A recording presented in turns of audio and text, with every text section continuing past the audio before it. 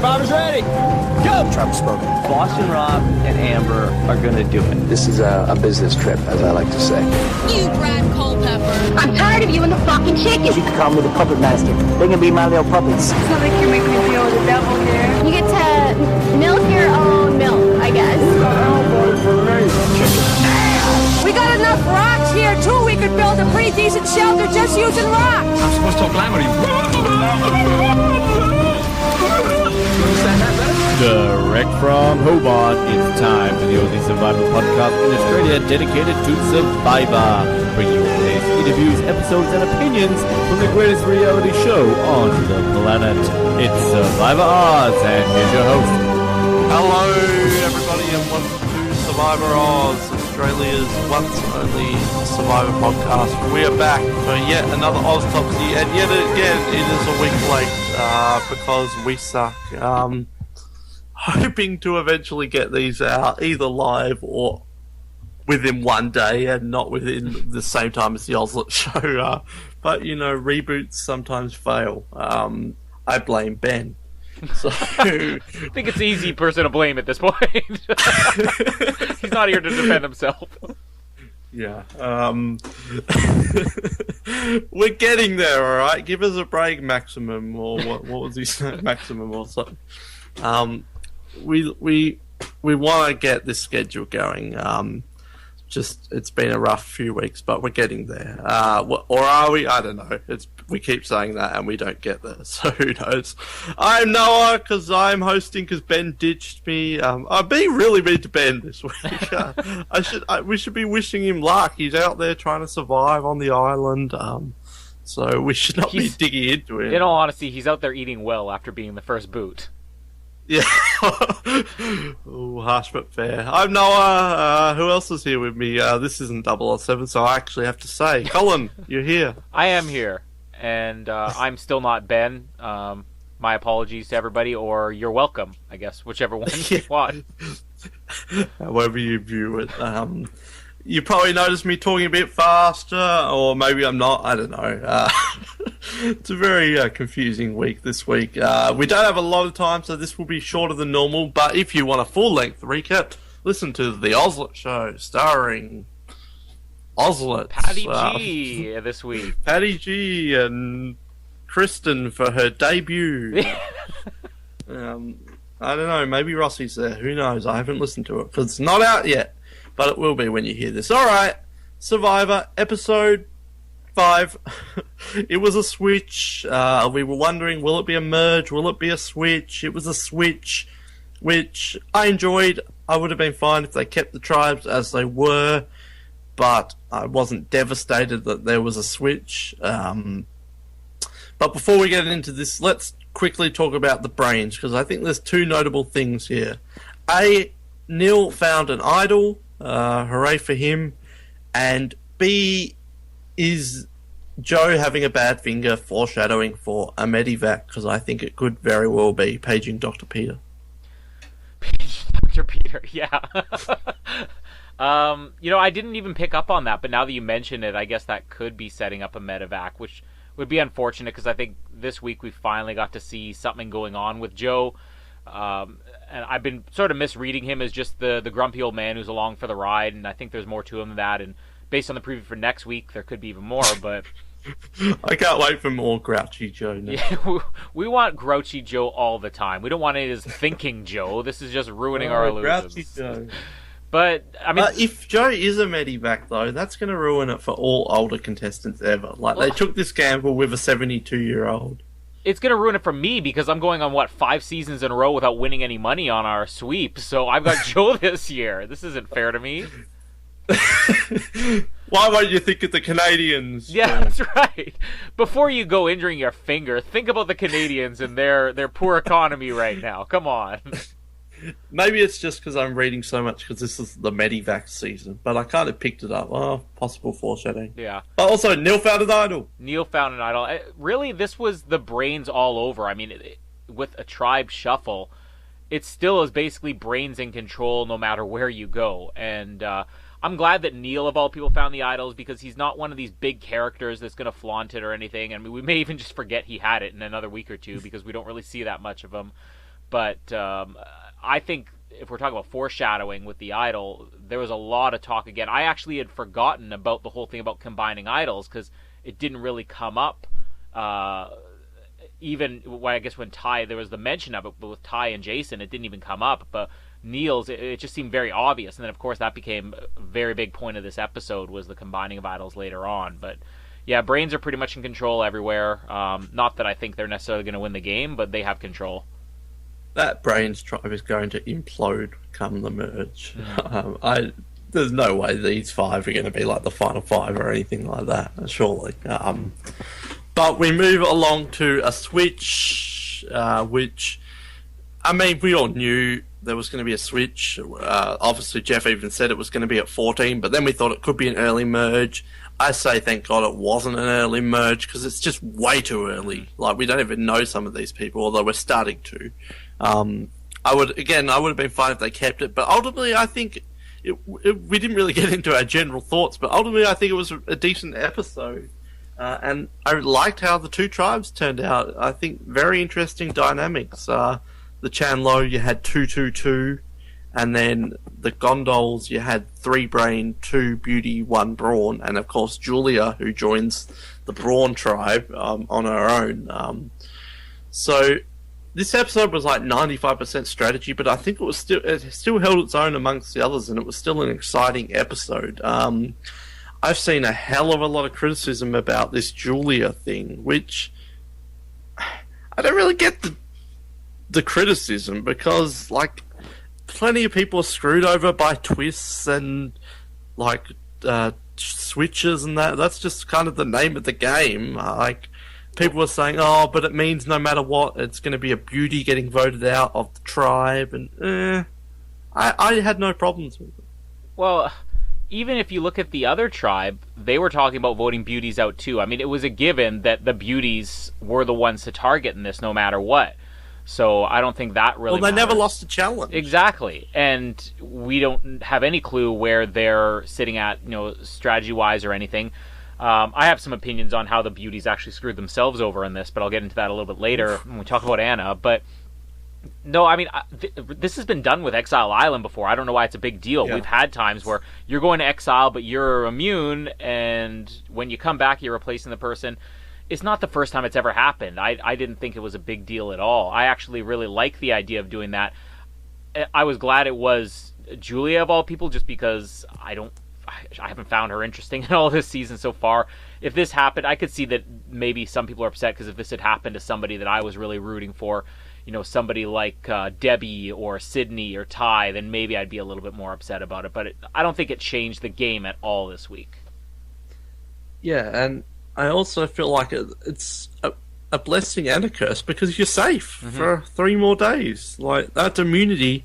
Come back to the tribe, Gondor wins immunity, you're at the merge. Like, but people were criticizing because it meant Anna was voted out because of this. Well, no, again, I maintain Anna was voted out no matter what. And it's interesting because if we want to talk about Anna right now, let's just get out of the way. I've been having a hard time pinpointing whether Anna sealed her own fate or whether there was just no way around this. I kind of had the opinion watching this that Anna was doomed one way or the other, simply because of the success her tribe had in the past. I don't think it has anything to do with, we're going to be replacing with another beauty or anything like that. Because, again, we saw what happened on the other tribe. They were going to go after the beauties, too. It wasn't a numbers thing. Anna was an obvious target, and I don't think there's anything she could have done to save herself. I also don't think there's anything that she did to necessarily cause this to happen. It's just what happens when you have a successful tribe and the numbers end up this way. Yeah, I think it was always a given that beauty were going to get taken down. Like, even on Kagiana, Brawn was the first one after a tribe swap. Like, and they were the winning tribe. It's just, I don't think, like, the Matt Singh is not going to get voted out, like, after a tribe swap, because there's only 2 of them. It's just natural. Yeah, there is arguments to be made that because Julia was returning to camp, that they didn't want the beauties together. But then, if a Brain went, you can make the same argument. If a Brawn went, you can make the same argument.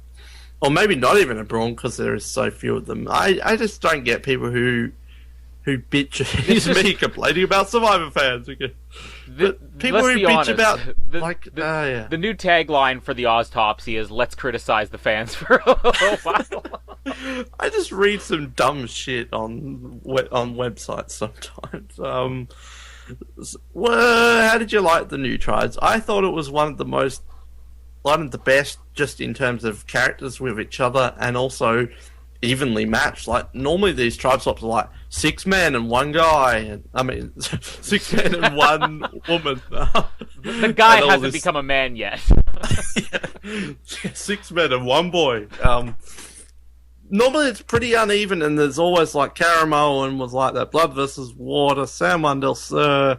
I do think Gondol is maybe a little bit weaker, but pretty evenly matched and pretty even distribution as well. I really enjoyed it.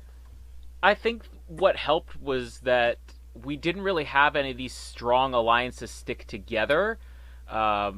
You could argue, well, Sydney and Jason, but they're still down in the numbers no matter what. You had Debbie, she's split up from Joe, and the beauties are all divided.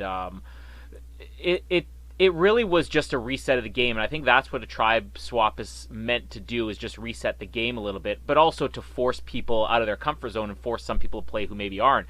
And this episode worked on both of those levels really well. We saw people who haven't really had a chance to scramble yet, like Anna, actually have to do something.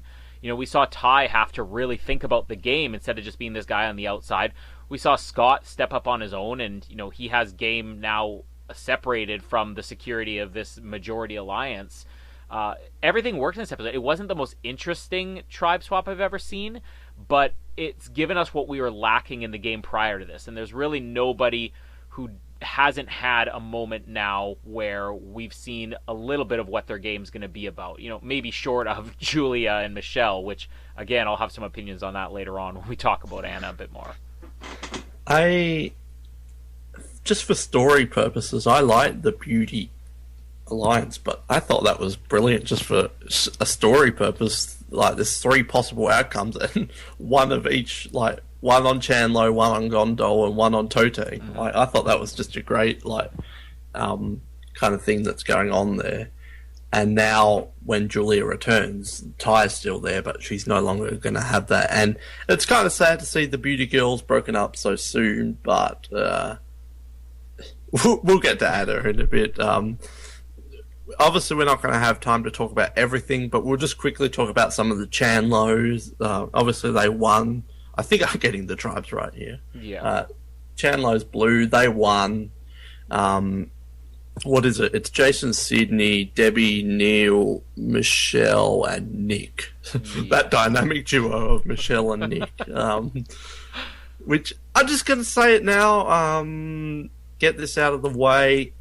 I am really enjoying this season. I'm probably enjoying these 5 episodes more than Cambodia's first 5. I'm loving the season.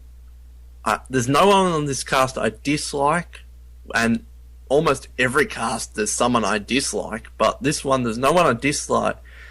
But I have to say, about half of this cast really isn't doing much for me. I feel like there's a lot of just kind of meh people here, and again, I don't dislike them. It's not like I can't stand this, but I can't stand Nick and all this stuff. But I feel like, at least, like Michelle, Julia, Nick, Aubrey, which is an interesting one, which we'll get to when talking about the fans online. Even Joe, he's starting to have some moments. Even Neil, I feel like, I don't dislike Neil, but even he's not the ice cream pants man that we thought he would be. Like, at least half this cast is kind of just like, eh. And yet, especially with, the Chan Lo tribe, like you said, I feel like there's a setup being put out there by the editors that they're the ones who are going to control the game, that the people on there are going to control the game, but it is those people like Sydney and Debbie and Jason, and the other ones are just kind of deadweight at this point. I completely agree. I think that these first 5 episodes are some of the strongest, pre-merge episodes, or it's going to go down as one of the strongest pre-merge seasons, I think, that we've seen in a long time. But this episode was good that we got a little bit of everything, but I kind of know what you're getting at with Aubrey and the fans out there. I feel like there are characters that haven't been introduced enough, and fans are just waiting for a breakout character. So they're just grasping at straws and like, this person said like 2 words this week. Let's love them. They're amazing. They're going to win. I don't quite understand that. But maybe it is just the fault of the show that we haven't had enough of some of these other minor characters so far, that people are just assuming that characters are great when there's nothing really there. Well, let's just quickly touch on that, because I got in trouble on the power rankings for saying, for something I didn't even say, but it's... Aubrey, again, I don't dislike her. Please, people, do not mistake me saying these things for me disliking these characters. But I don't get... People are saying she's the winner. I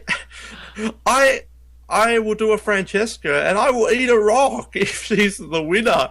I'm calling it now, and keep in mind, any statement I say on the show is never set in stone, no pun intended.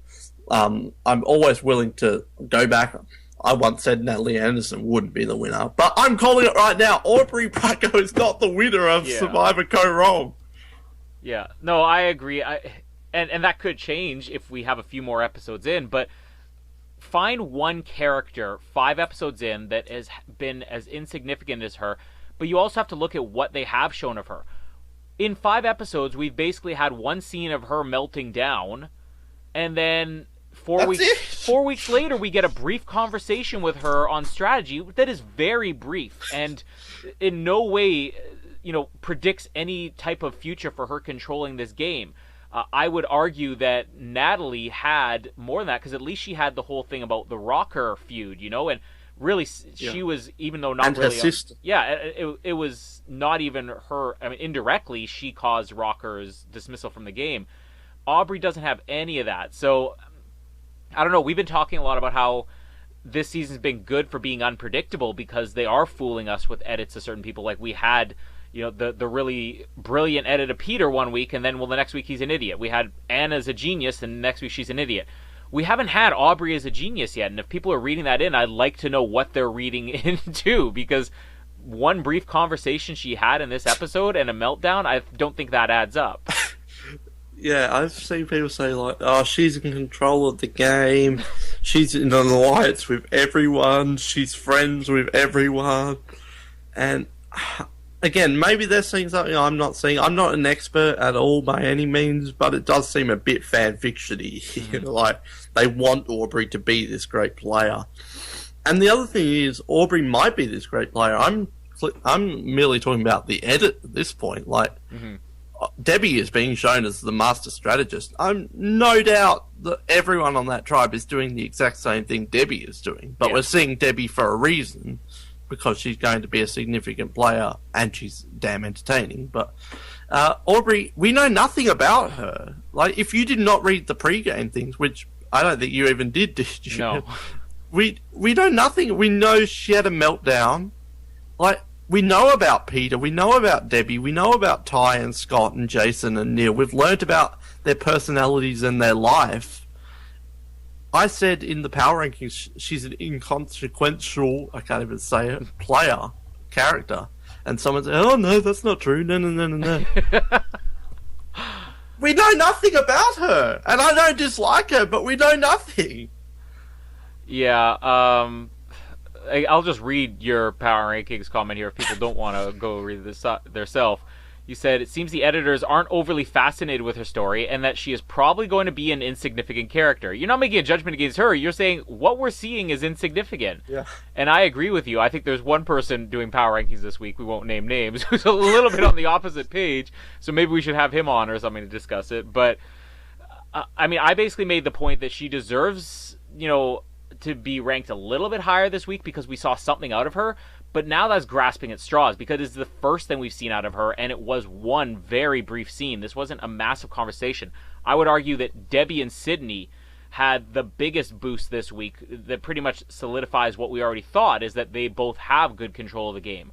Aubrey's not part of that right now, and I think there's been a change. We're talking a little bit about all the fans are going to leave us because we're just criticizing fans' opinions, but I'm not even going to criticize fans' opinions. I'm going to say if you look at the last 10 years of Survivor, there's been a shift in the popular players there are, where I think people just got so sick of the Russell Hantz edit, the Philip Shepard edit, where it was dominated by one character, Boston Rob and everybody, that now they're latching on almost in kind of a rebellion against that. They're latching on to the characters that they feel there's potential for that aren't being developed. And every season has that player where they're like, the editors dropped the ball with Kelly Wentworth on, her season. The editors dropped the ball with Kelly Wigglesworth. It's usually Kelly's, I guess. But fans are latching onto these characters that they think they should have seen more from. Well, we're still watching a show. Let's not base on what we should have seen more from.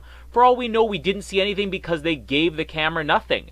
They could be one of those people like a Nick Brown where the producers thought, this guy's going to be brilliant, and he got out there and he just didn't play for the cameras. I mean, let's not assume. Why are we basing our favorite characters on assumptions? Let's base it on what we see on camera. Yeah, maybe we're gone too much about Aubrey.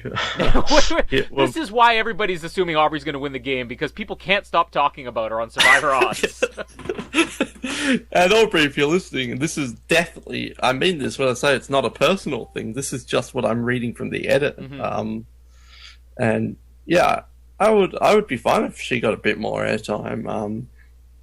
Speaking of Debbie and Sydney, again, anything I say on this show, for the most part, especially on these Oztopsies, it's not set in stone. I'm not making these blanket statements. I'm willing to change, and I often am just speculating. But saying that, Debbie or Sydney is the winner of Kaoh. Mm-hmm.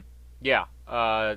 You could possibly throw in there Scott. He could be like, with Mike in Worlds Apart, it didn't really look like he had a chance for the first half of the game. The second half, it was almost setting him up. I think Scott could be a potential one. But the real clear choices here would be Debbie and Sydney. And I'd be happy with that, because I think they'd both be very different winners for Survivor. That comment Debbie made, and this is super geeky, super reading into every single thing, but after doing this show for how long? 3-4 years, however long I've been doing this dumb show for, it's just hard not to pick up on everything. And I'm not trying to sound like better than anyone. Like, everyone picks, all the super fans do. But that comment, I want a woman to win. That's the Lindsay. I want someone on the blue collar is going to win this. Yeah. Game. But again, I mean, we can also say we've been wrong about Peter. We've been wrong about Anna. Who else are we going to be wrong about this season? That's why I was stressing that when I say these things, I don't mean it's set in stone when I make big, bold statements like Debbie is the winner. Because that's also could be putting it off, or it could just merely be they put that scene in there and that was just a little bit that they left tacked on to show that they're going to be tight together. I'm not sure. But I'm like Aubrey, Debbie and Sydney. Like, we've got strategy out of them. We've got funny moments. We know about Sydney. She's the bodybuilder. She went to the smart school. She's hiding that. That she's playing the dumb jock, and that she's likable. We know all that. Debbie, we know that she's crazy, batshit crazy, but she's also a strategist, and she's also quite intelligent, and she gets the game, and she's using her charm on people, and we know about that she has 2 daughters, and I think it was 2, that she doesn't want to let down by being weak. Like, she's a 3-dimensional character. These are the people, they're developing these characters and as players and characters, and we know they're 3-dimensional. I don't really... Why am I yelling so much? It's very late at night. You're very tired. You have no control over your voice. Your parents are going to come in any minute now and be like, I need you to keep the noise down. Keep the levels down. 007. Noise levels down. I don't really have much to add on those, but along those lines about, who has dimension to their character. I took notes on the episode, as I take every week, but I only had one note this entire episode, which is that Peter never learns. And you want to talk about a one-dimensional character, not through the fault of the editing. I think he's a very fascinating character, but Peter is just the exact same thing every single week. The arrogance that he has, the fact that he's calling people out in tribal and he doesn't know what's coming. It's hilarious to watch a guy make the exact same mistakes all over again. And I'm standing to this. Peter is eventually going to get voted out for the same reasons that he's been targeted for so far. He's never going to learn. I'm just going to say this here, and all those fans that I've just been backing out are never going to talk to me ever again. Peter is my favourite person on this cast. I absolutely love Peter. I just find it so hilarious. And you said he's making the same mistakes. He is, but I'm sure, like there's 24-hour days out there. But I just love how there hasn't been almost a single thing since episode 3 with Peter that hasn't showed him as arrogant or people. And I just find it hilarious, the people that are getting so an uproar on social media against Peter, who's the worst. I saw someone commenting the other day saying, "Oh, I bet you he won't be doing any charity work when he gets home. He's a horrible ER doctor. I bet you he doesn't save people or something." Yeah, he just lets people die. That's right. It's just hilarious. The people who are getting so, this huge mass uproar against this poor guy. I'm sure Peter is not a bad guy. I'm not sure. I don't know him. But it's just so funny, and I love that every scene is just him. He's just getting the worst edit possible, and if you read his Twitter, you can see that he is more upset about it than any of the fans, that he's just getting this horrible edit, and that he never learns. I am in love with Peter. I would be so devastated if he's gone next week. And he had that confessional about, yeah, I've got a clear cut to the merge. There's no way I'm going before the merge, which made me think, no. But I don't know. I'm probably crazy, but I love Peter. Yeah, I don't think I'd go that far. I definitely enjoy him as a character. He's far from my favorite. I'd put him on the level of somebody like Coach. I'm not a Coach fan necessarily the way that most Coach fans are. My brother and my wife are huge Coach fans where they love the absurdity of him. And I'm kind of on the opposite page where I love what he brings to the show, but he still rubs me the wrong way, but I like getting that reaction of being rubbed the wrong way. With Peter, though, I definitely compare him. I've been telling everybody this week, as people keep saying, "Oh, I can't stand Peter," or whatever. I'm like, you know what? Peter reminds me of Heidi in Amazon. It's just, he's not even aware of how bad he sounds in front of people and how arrogant he comes across. I think that I probably will grow to like him more by the end of the season, because that's sort of the reaction I had to Heidi, where it was rubbing me the wrong way, but at the same time, it's making good TV. And now I look back and I'm like, I'd rather have Heidi back than anybody else from Amazon, including Rob Cesternino or whatever. But yeah, he'll probably grow on me a little bit later on, but it's just, he's definitely a polarizing character, and I think I'm kind of caught in the middle there. I will be very upset if he is gone next week.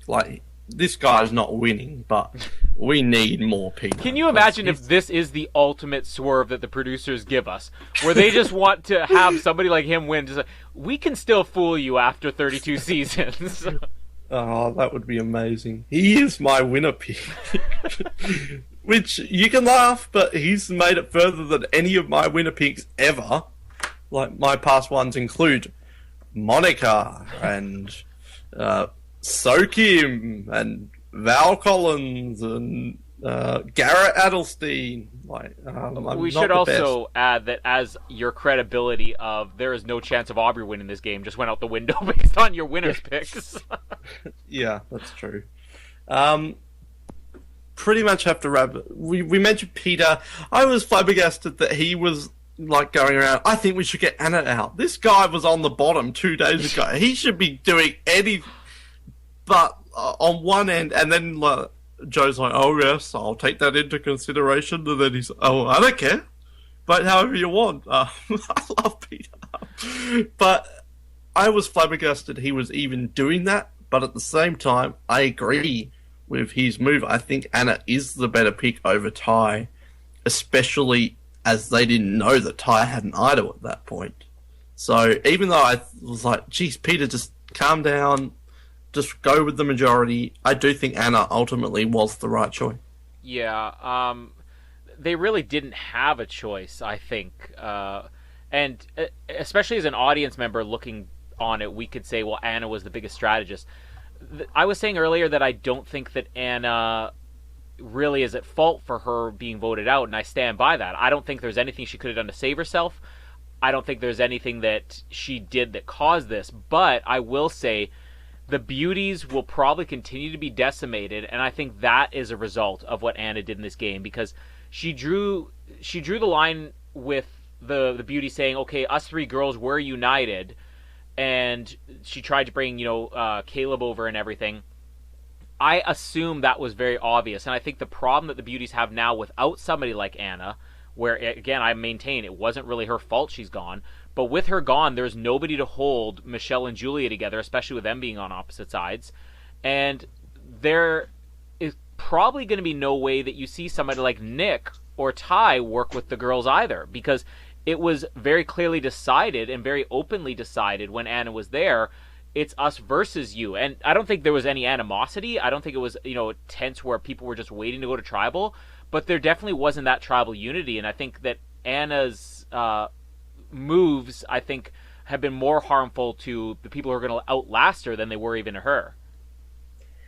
Am I the only one, speaking of yelling, that noticed Anna's confessional where she was lying sideways on the beach, and it's really, I need sound clues. Everyone go back and watch it. It's just the oddest confessional ever. She's just yelling her head off. She's going, yeah, and I think Ty is either going to be voted out or I'm going to be voted out, but I'm going to try and make sure Ty's not voted out. It's really bizarre. Yeah, I'm going to sound like Ben here, and if people want to hate me, fine, but if Anna was lying sideways on a beach, I probably wasn't paying attention to her volume. Yeah, that's a good point. No, but I mean, yeah, I don't know if the producers told her to put more energy into her confessionals or something. She just went overboard. I think that 5 seconds later, keep the noise level down. You're getting too loud.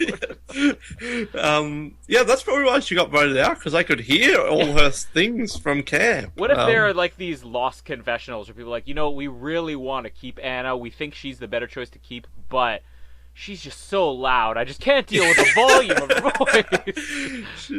Yeah, that's her voice all the time. Please don't vote for me! Yeah, I think they definitely blindsided us with the edit of Anna, at least week 1. If you really think about it, week 2 to 4 was actually quite quiet from Anna. But I think we were all holding on to that episode 1. And yeah, when we get to when she goes to Tribal Council, we'll see more from her again. I'm not too upset that Anna's gone. I liked her to begin with. I would have been more devastated if Peter was going, because they were the two options, Peter, Anna, or Ty. I don't want Ty to go, and I don't want Peter to go. So I was not upset. I liked her more than Julia and Michelle, but at the same time, yeah, I don't think it's a huge loss for Anna. I do think we might see her again, though, in a Kelly Wentworth type way. Yeah, that's kind of what's happening with this. As I said, the new thing where fans are demanding, we missed out on these characters, and I'm going to upset even more people by saying that I don't even think a second viewing on a new season of Kelly Wentworth really sold her on me any more than the first did. But with Anna, I think this is the dilemma. I don't think Anna would ever be a great character to watch, but I think that she would have been amazing at the game, and if she did stick around, I think ultimately this season would have gone down as a season where the game was masterful, but it would have been like One World. She would have been a Kim Spradlin, where she's not a brilliant character.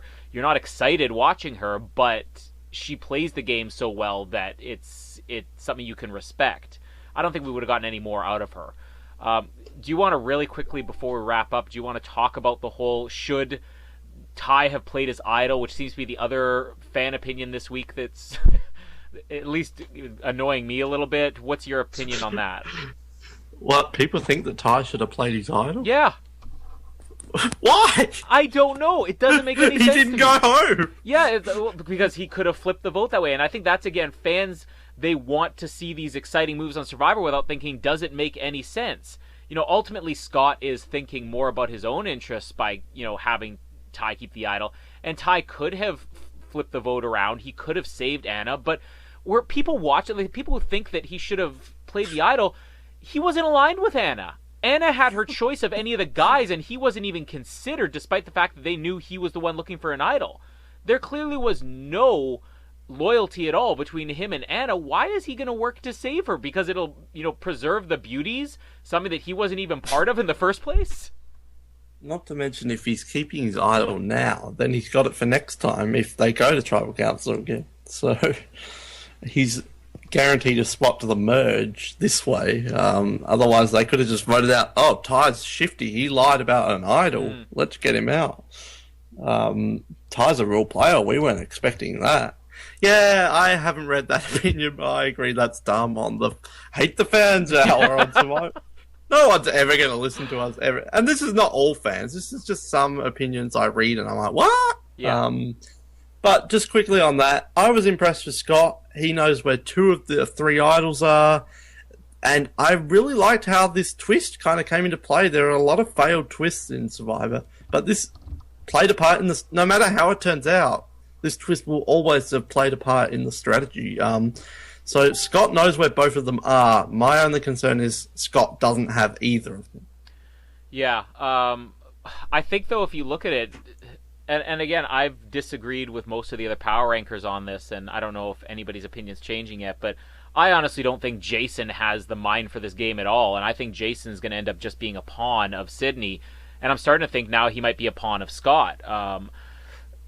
Ultimately, when it comes down to it, if Scott knows where both of these idols are, I wouldn't put it past Scott, and I was really impressed with how he played the game this week. He was manipulative while not being unethical about it. You know, he genuinely does like Ty, and he did this probably to preserve himself, but it also did have Ty's best interest. So he's playing for his allies, but he's playing better for himself. And I wouldn't put it past him where he could convince Ty and Jason to give it up just to make a big move.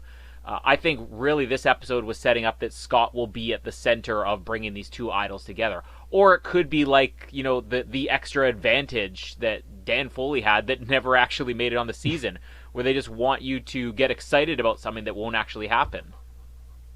Yeah, I don't want to get into this now, but I'm curious as to how it even plays out. Like how are Ty and Jason going to decide who gets to use this, and like why would Ty give it up for Jason? And it's going to be very fascinating going forward.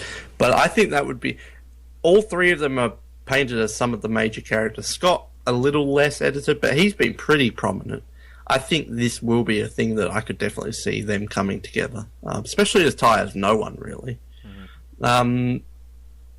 Quickly, one thing I saw brought up on the Survivor Reddit, and this was a fascinating point that when I thought about, I agreed. I didn't miss Alicia. Yeah. I liked Alicia. I didn't miss Alicia. Yeah, now that you bring it up, it didn't really even occur to me that she was the one voted out the previous episode. And again, I liked Alicia as a character. I thought she was one of the best characters for the first few episodes. But the game isn't suffering. You get those big characters, especially those big characters early on, and it feels like, well, you should have had them more. I think that I definitely felt that the week after Varna was gone on Cambodia. But now that you do mention it, I mean, I think that there are other people who are stepping up who are going to be just as entertaining to watch. And I feel like, if nothing else, there was so much going on with Alicia, and this is why I still maintain that it really was both sides. Scott and Jason were jerks. Alicia was definitely egging them on. We saw a different Scott this week. We didn't see enough of Jason to really get if we saw a different Jason, but I feel like the Alicia thing was maybe just making it so much just about Alicia versus everybody else that we weren't allowed to see more of these characters. And I think if Alicia had stuck around longer than this, they could have risked overexposing her the way that happened to a lot of other characters. Maybe even Shambo, I think, had Russell not been on that season, we could have run into Shambo being an overexposed character. But I think that it was the right time for her to go to allow the other characters to step up. I think Jason in moderation is much better as well. Like I was like, yeah, Jason, he's alright. Yeah. But I feel like we're going to see a lot of it next week. This week, delayed Oztopsy. This week, tomorrow, in 2 hours. I feel like that will be the decider of who the big characters are really going to be going forward. We know the big characters are Debbie, Ty, Jason, Sydney, and Scott to an extent.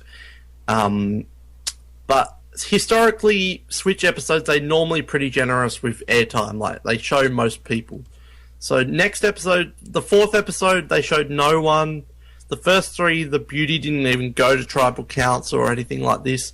I think we're this far into the season that by episode 6, if we're still not seeing someone or getting to know them, it's unlikely. I'm not saying impossible, because Sam Wundell-Sir is an interesting one, but it's unlikely they're going to be huge major characters going forward. That's just my theory, that this next episode will be key in figuring out who's the winner and who's going to be an what did I say about Aubrey? Inconsequential Insignificant. player. Insignificant player. Let's quickly get into these questions. I know this was a rushed one, but get over it. Who's going to win? I'm going with Sydney still. I'm going to say Sydney too. We learnt that she was smart. She's been shown as strategizing. Everyone likes her. Like actually, we've seen that in the edit, that everyone likes her. Debbie wants to take her, and she said a woman's going to win. So I think Sydney's got a chance too. Dark horse. Yeah, I'm probably going to go with Scott on this, even though I think it's definitely dark horse. It would be hard to imagine the jury picking him to win, but I think that I don't think he could win. He's one of those characters where, again, they may be just surprising you, and I think he could still come out. I think there's definitely enough of an edit there to justify it. I think based on his job, he won't win. But I do think he'll go down as what people consider to be the best of the pro athletes to play on Survivor. What other questions are there? Who's going to go next? I hope Chan Lo go to Tribal Council, because I feel like... Chan Lo, because I feel like we've seen all we can see from Gondor. I like it when both tribes go before the moon. Well, honestly, I think it has nothing to do with the twist. I would think that a beauty's going to go one way or the other, and then that pretty much just puts it up. It's either going to be Michelle or Nick, I think. So, yeah, I think there have been more seeds planted for Nick to go, so I'll probably say Nick's done. Yeah. Everything about Nick is always about him going. That's his entire edit this season. Yeah. Well, maybe that's going to be the big surprise, that he wins after being shown to be going all the time. I'm going to say Nick too. Maybe Julia. I'd be disappointed if it was Ty. Ty's not my favourite, but I do really like him though. But how epic of a storyline would that be then, and how dumb would we look if he could have used his idol? Yeah. Got an advantage, and all of a sudden... out the fans. Yeah, and then Aubrey goes on to win. Yeah, Ty, a pre-merge boot would be very disappointing. Next to go... help me out here. Which tribe would you be on? Which tribe, Beauty? Who were you most like this week? Oh, that's a good one. Aubrey. No. Is that because you're either going to win or you're... It's because I'm absolutely bloody brilliant, that's why. No, I mean, I probably would have been a little more like Ty this week, I think. I would be considering all the options, and then would probably be easily persuaded by somebody to not play an idol, even though I don't know the whole story. So, yeah, probably Ty. I would probably be Nick. Just float in the background, and people saying how they want to get rid of me. You're everybody's next choice to go. Yeah. And you look Aubrey. great without a shirt. That's the other thing, right? Yeah, well, that's the main thing, really, when I say Nick. Or Aubrey, just because I would be in the Alliance and I wouldn't really do much. I'd just be there. Don't hate me for saying that. You'd be insignificant? That's the word? Yeah, insignificant, that's the word. Yeah, one of those two, I think. Or Julia, just knowing my luck. Or Peter, because I would be an arsehole without even knowing it. Not that I think Peter is an arsehole. Anyway. You would refuse to save lives. Yeah. I would not help Caleb. I'm a horrible human being for not doing that. Colin, it was a fun episode this week, and I'm definitely looking forward to next week, because it could really go anywhere, and we still feel like we're not ready for a merge, but we're definitely getting there. It's exciting times on Survivor Kaoh. Yeah, and so far, as I said, I think this is one of the best pre-merges we've had, and I'm just hoping that it doesn't completely fall apart in the second half, so we'll see how it goes. But next week, hoping early, 5-day long weekend for me, so fingers crossed. I do feel like this season has the potential to go downhill. Here's me being optimistic. But I will say, no matter what, this season is already better than Worlds Apart. Yeah. Even if this ends up being the worst season from here on out, these 5 episodes already puts it above Worlds Apart. Hands and down. a few, and Redemption Island and South Pacific. Yeah, alright, as Colin said, hopefully we've got it on the day. Maybe not live this week, maybe 1 week. Sorry, Catherine. Sorry, Zachary Chong. It's been a mess, I know, but we're getting there. We're not, but we're saying each week that we're getting there. We're setting false expectations to make everybody feel better. We're like this season. We're making you think it's going to be one way, and then bam, it's the other way, and we're not even putting them out until very late. Hoping the Oslo show will be out on a different day, because it's kind of destroying the purpose of us putting them up at the exact same time. But again, all I can say is blame Ben. Send him angry messages. We're trying. We're getting there. Recaps have been a bit of a mess, but we're getting there. Well, I don't know. By the merge, we'll be good. Again, bit of a rush one, but we'll be back next week on the trains. Oh, that was out of order. My name's This is either the worst or the best Oztopsy ever. I'm not sure. Yeah. Shoot, trains, bye, next time. See ya.